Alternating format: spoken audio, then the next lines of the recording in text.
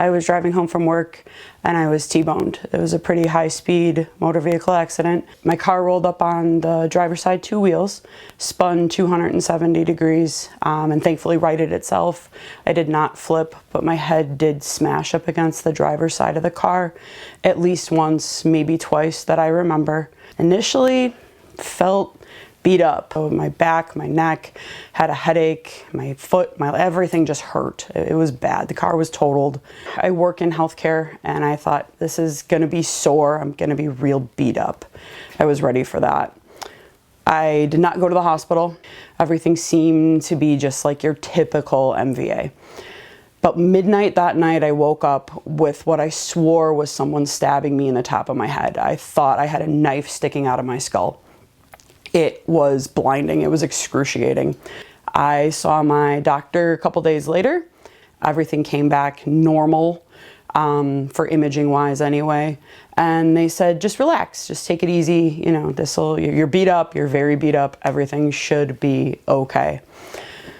Days that followed, typical glassy eyes, slurred speech. I was barely walking. Everything just hurt so bad.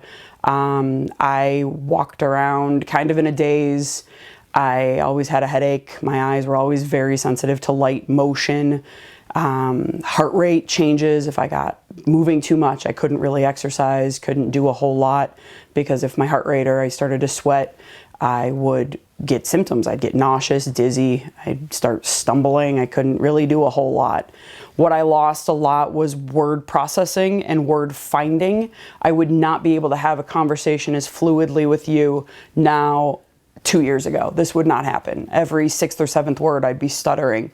As far as reading goes, it did take extra time. My eyes at the time were jumping back and forth, and I'd go down 2 lines and then back up 3 lines, and so finding the words was difficult, but it was not painful. If anything, it was more fatiguing. It probably took me longer to get through that book than it normally would have. And with some time, I continued to get better. You know, the body aches went away, the back and neck felt better, but there was just always something missing with my head, with my brain. I didn't see things right. I didn't perceive things correctly. It was like I was always getting motion sickness. I was always dizzy.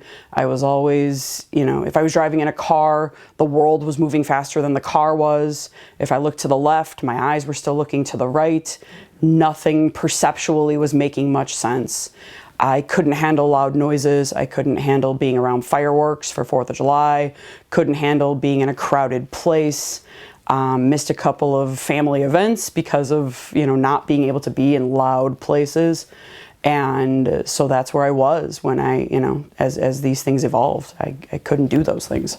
My day is very busy. My day is very filled with, you know, lots of multitasking, lots of patients all at the same time, managerial responsibilities, report responsibilities, responsibilities to my superiors, and just maintaining a professional aura of I've got it together and everybody else has it together and everything's going to be okay. So the challenges I had and the symptoms that I had immediately afterward made it very difficult for me to do my job. I started to look for someone else to provide care when it seemed like I had exhausted everything else. The breaking point was shortly after I had been told that it was as good as it was going to get. And so I started my own research. I mean, I'm in healthcare, so start reading things, start finding things. Maybe there's something else out there that you just haven't done. At the time, concussions were not my forte. I had no extra training. Now I do. But I just started reading things. I was probably 5 or 8 books in when I found the book Ghosts Inside My Brain. That book hit me pretty good.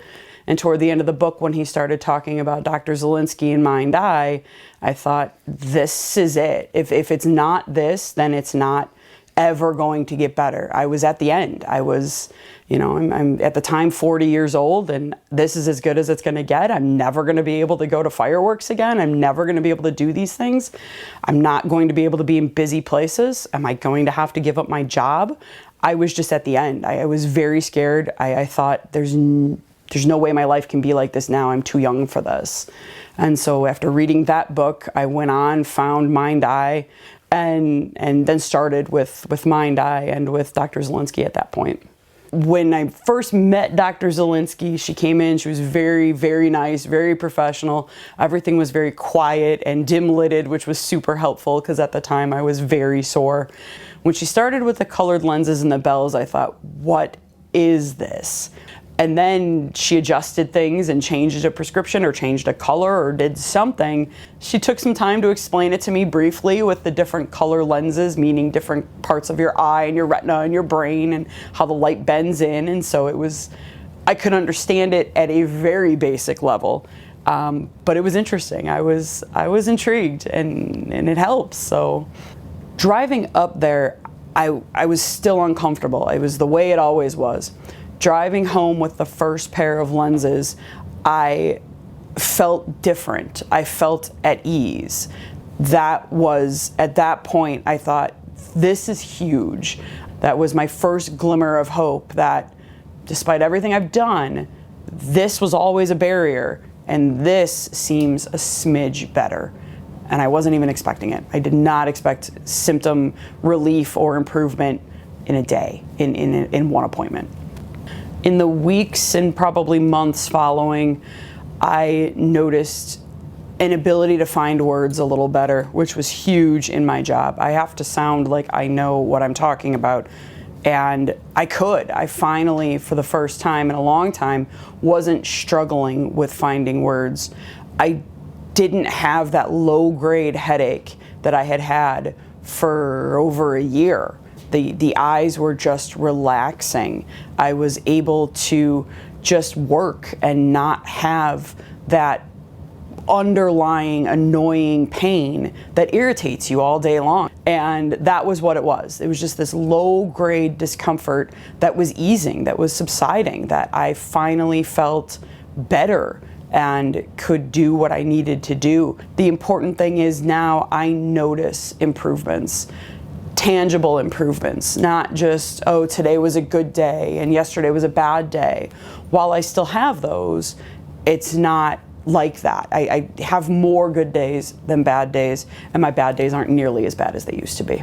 With the accident, exercise was impossible.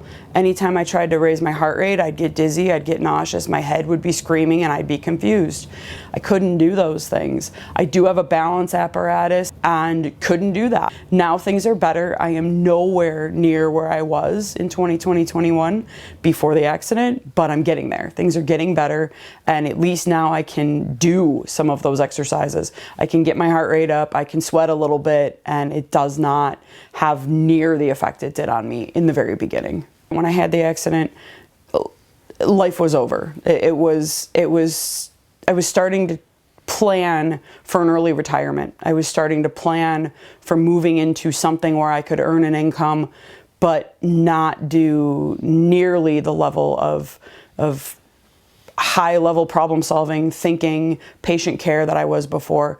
Essentially, my life as I knew it was over.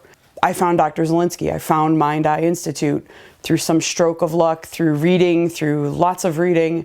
I found them, and they changed my life. They gave me the ability to have hope that I can continue doing what I'm doing, that I can continue the work that I do, that I can continue helping my own patients because Dr. Zielinski helped me, because Mind-Eye Institute helped me. I thought my whole life was over. I was really contemplating bad things at that point in life.